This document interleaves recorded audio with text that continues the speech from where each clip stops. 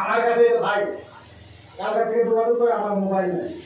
কালকে সারাদিন এসপি আমার দাঁড়াইছে, মোবাইল সব আমার করে, একটা মোবাইল আমার কাছে নেই। পুলিশে আজকে সকালবেলা আমার বাড়িতে গেছে। তো জানি না আল্লাহ, আর যদি সারা আসামের মানুষের দোয়া থাকে, আল্লাহ যদি দয়া থাকে, রহমত থাকে, কেউ কিচ্ছু করতে পারবে না। তবে মানসিক যেটা অশান্তি সেটা তো হইতে হবে। জানি না জীবনে আপনারা জানেন, আমি আমার ম্যানেজার আসতে সাথে ওনাদেরকে বললে আপনারা জিজ্ঞাসা করবেন, এরকম প্রবলেম আমার লাইফে আমি জীবনেও পাইনি। এত প্রবলেম, কোনো জায়গাতে জায়গা, কোনো জায়গাতে বন্ধ, কোনো জায়গাতে গাড়িতে আক্রমণ, মানে কি বলবেন, যেটা বলার কোনো ভাষা নাই। জানি না সামনের বছর আপনাদের এখানে আবার আসতে পারবো না নাই। যদিও কোনোদিন শুনেন যে মুফতি সাহেবের কিছু হয়েছে, যাইতে না হলে দোয়া করবেন না, দোয়া করবেন তো, কিছু হইলে আপনারা দোয়া করবেন। আর যদি আল্লাহ বাঁচিয়ে রাখে তাহলে সামনের বছর আবার দেখা হবে। তো সর্বপ্রথম আমি একজন মানুষের কাছে একটা বস্তু চাইবো, এই খানার জন্য।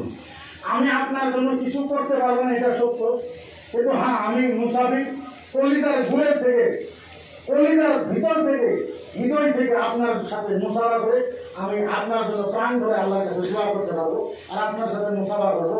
প্রথম একজন মানুষ এই মাহফিলে আমি চাই যে আপনি ইতিমখানা মাদ্রাসায় 10,000 টাকা দিবেন।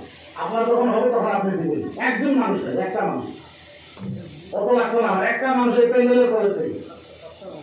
আল্লাহ আসেন, 2 জন উঠছেন না, কয়জন আসেন, যারা যারা উঠছেন এখানে আসেন। এইটা সরাও, এটা সামনে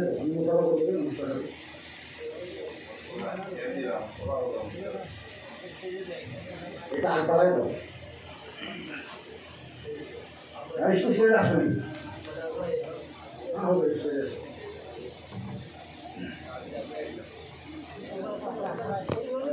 একজন আছে, আরেকজন মানুষ আছে না, 2 জন আরেকজন মানুষ মাহফিল থেকে, এত বড় একটা মাহফিল থেকে।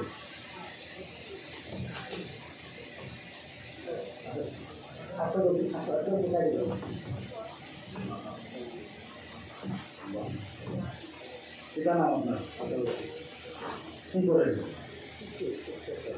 বাবা মা?